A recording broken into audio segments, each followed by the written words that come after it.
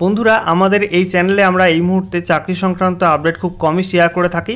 যেগুলো খুবই important update সেগুলো কিন্তু আপনাদের সঙ্গে শেয়ার করে থাকি। তবে আপনারা অনেকেই কমেন্ট করে থাকেন যে প্রতিনিয়ত গুরুত্বপূর্ণ চাকরি আপডেট আপনারা অনেকেই পেতে চান। তাদের জন্য আপনাদেরকে জানিয়ে রাখবো যে আমাদের একটা সেকেন্ড চ্যানেল রয়েছে তথ্যবন্ধু নামে। আপনারা এই চ্যানেলটিকে সাবস্ক্রাইব করে রাখতে পারেন। এখানে কিন্তু প্রতিনিয়ত চাকরি সংক্রান্ত গুরুত্বপূর্ণ আপডেট দেওয়া হয়ে থাকবে। ছোট বড় সমস্ত রকম আপডেট আপনারা কিন্তু এখানে প্রতিনিয়ত পাবেন। তো যারা যুক্ত হতে চান অবশ্যই যুক্ত হয়ে যাবেন। ডেসক্রিপশন বক্সে এই চ্যানেলটার লিঙ্ক আমি প্রোভাইড করে দেবো, সেখানে ক্লিক করে আপনারা সাবস্ক্রাইব করে নেবেন এবং রেগুলার আপডেট চাকরি সংক্রান্ত সমস্ত ছোট বড় আপডেট আপনারা এই চ্যানেলটির মাধ্যমে জানতে পারবেন।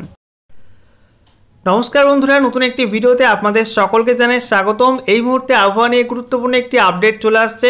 অবশেষে দক্ষিণবঙ্গের দোরগোড়ায় এসে পৌঁছালো বর্ষা বা দক্ষিণ পশ্চিম মৌসুমী বায়ু।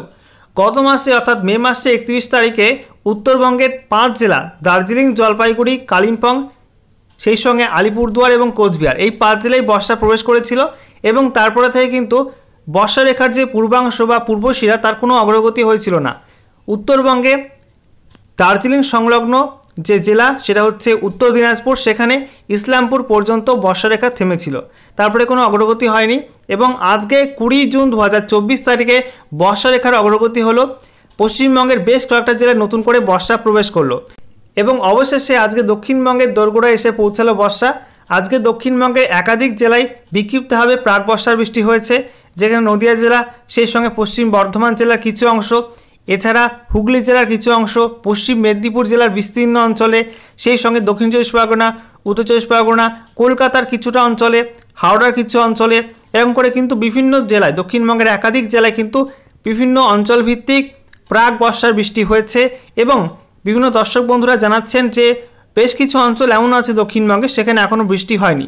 দক্ষিণবঙ্গের সেই সব জেলাতে কিন্তু আগামী 2 থেকে 3 দিনের মধ্যে প্রাক বর্ষার বৃষ্টি শুরু হয়ে যাবে এবং দক্ষিণবঙ্গের জেলাগুলিতে একবারে না ধাপে ধাপে কিন্তু বর্ষা এগোবে। তবে দক্ষিণবঙ্গে উত্তরবঙ্গের তুলনায় বর্ষা অনেকটাই দুর্বল থাকবে, অর্থাৎ অনেকটা কম বৃষ্টি পাবে দক্ষিণবঙ্গের জেলাগুলো। তো এবারে আমরা দেখে নেব আলিপুর আবহাওয়া দপ্তর থেকে এবং সেই সঙ্গে কেন্দ্রীয় আবহাওয়া দপ্তর থেকে পশ্চিমবঙ্গের বিস্তীর্ণ অঞ্চল জুড়ে বর্ষা ঢোকা নিয়ে, বিশেষ করে দক্ষিণবঙ্গে বর্ষা প্রবেশ করা নিয়ে কি লেটেস্ট আপডেট দেওয়া হয়েছে সমস্ত কিছু আপনাদেরকে জানাবো এই ভিডিওটির মাধ্যমে।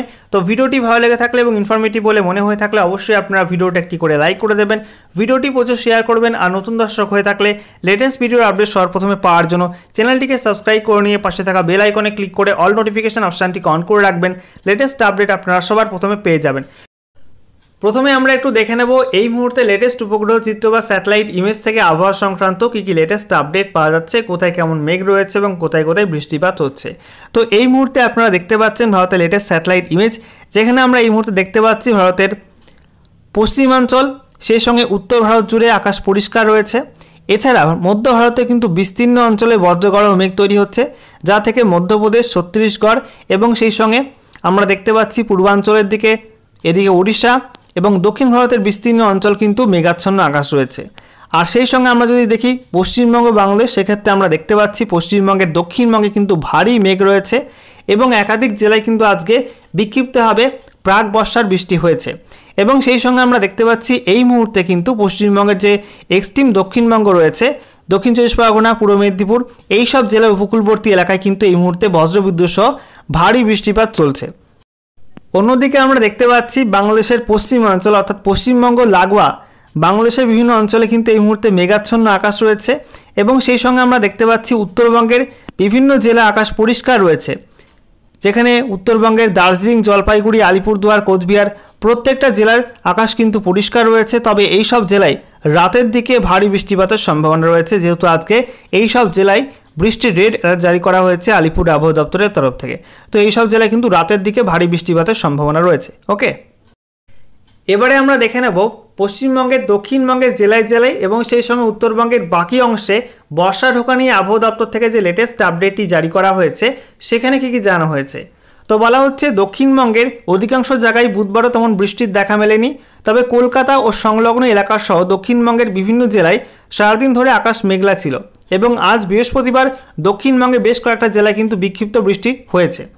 আবহাওয়াবিদরা বলছেন এই মেঘলা আকাশ ইঙ্গিত দিচ্ছে যে বর্ষা দক্ষিণবঙ্গের প্রায় দোরগোড়ায় চলে এসেছে।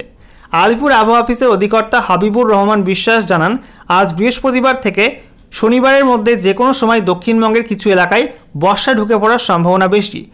তো বন্ধুরা, আশা করি আপনারা বুঝতে পারলেন যে আজ বৃহস্পতিবার থেকে আগামী শনিবারের মধ্যে দক্ষিণবঙ্গের কিছু অংশে বর্ষা ঢুকতে পারে, এমনটাই কিন্তু জানিয়েছেন আলিপুর আবহাওয়া দপ্তরের অধিকর্তা হাবিবুর রহমান বিশ্বাস।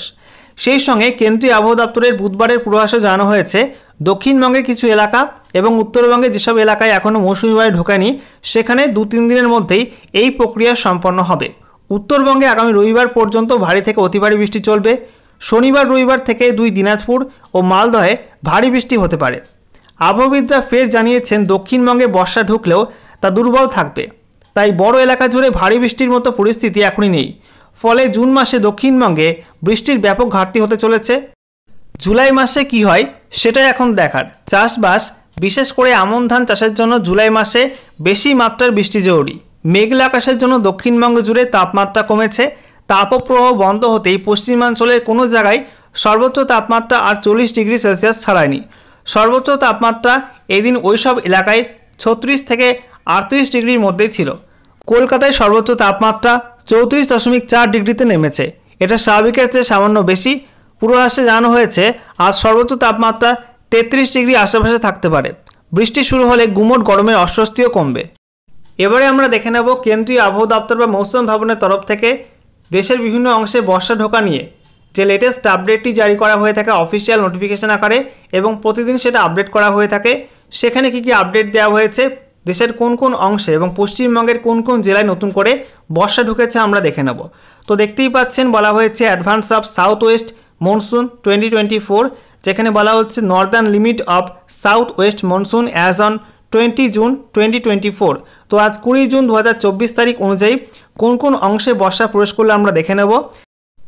তো এখানে আপনারা দেখতেই পাচ্ছেন যে বর্ষা রেখার পূর্বশিরা কিন্তু গত 31শে মে পশ্চিমবঙ্গের উত্তরবঙ্গের ইসলামপুর হয়ে উত্তরবঙ্গের 5 জেলা দার্জিলিং, জলপাইগুড়ি, আলিপুরদুয়ার, কোচবিহার এবং সেই সঙ্গে কালিম্পংয়ে প্রবেশ করেছিল এবং সেখানে লাগাতার বৃষ্টিপাত ইতিমধ্যে হচ্ছে বেশ কিছুদিন ধরে এবং তারপর থেকে কিন্তু কোনো অগ্রগতি হয়নি বর্ষা রেখার। তবে আজকে 20 জুন দেখতেই পাচ্ছেন, আমি আপনাদের একটু জুম করে দেখিয়ে দিই যে 20 জুন কিন্তু বর্ষা রেখার পূর্বশিরা অনেকটা অগ্রগতি হয়েছে। এখানে আপনারা দেখতে পাচ্ছেন যে আজ কিন্তু মালদা ক্রস করে গেছে, উত্তর দিনাজপুর, দক্ষিণ দিনাজপুর পুরোটা কিন্তু ক্রস করে গেছে এবং বিহারের উত্তর পূর্বাংশ কিন্তু এই মৌসুমি অক্ষরেখা প্রবেশ করেছে বা বর্ষা প্রবেশ করেছে বিহারের উত্তর পূর্বাংশে। ঠিক আছে, তো দক্ষিণবঙ্গের প্রায় দোরগোড়ায় কিন্তু চলে এসছে দক্ষিণ পশ্চিম মৌসুমি বায়ু বা বর্ষা। এখানে আপনারা দেখতে পাচ্ছেন মুর্শিদাবাদ জেলার কিন্তু একদম কাছে প্রবেশ করে রয়েছে দক্ষিণ পশ্চিম মৌসুমি বায়ু। তো দক্ষিণবঙ্গবাসীদের জন্য কিন্তু একটা খুশির খবর যে আর 2 থেকে 3 দিনের মধ্যে কিন্তু দক্ষিণবঙ্গের কিছুটা অংশে বর্ষা বা দক্ষিণ পশ্চিম মৌসুমি বায়ু প্রবেশ করতে চলেছে এবং বৃষ্টিপাত কিন্তু শুরু হতে চলেছে। এদিকে আমরা দেখতে পাচ্ছি বর্ষা রেখার পশ্চিম শিরা, এটা কিন্তু এই মুহূর্তে গুজরাটের দক্ষিণ অংশে পৌঁছেছে এবং তারপরে আমরা দেখতে পাচ্ছি যে 10ই জুনের পর থেকে বর্ষা রেখার পশ্চিম শিরার কোনো অগ্রগতি হয়নি, তবে পূর্ব শিরার সামান্য কিছু অগ্রগতি আজকে লক্ষ্য করা গেল।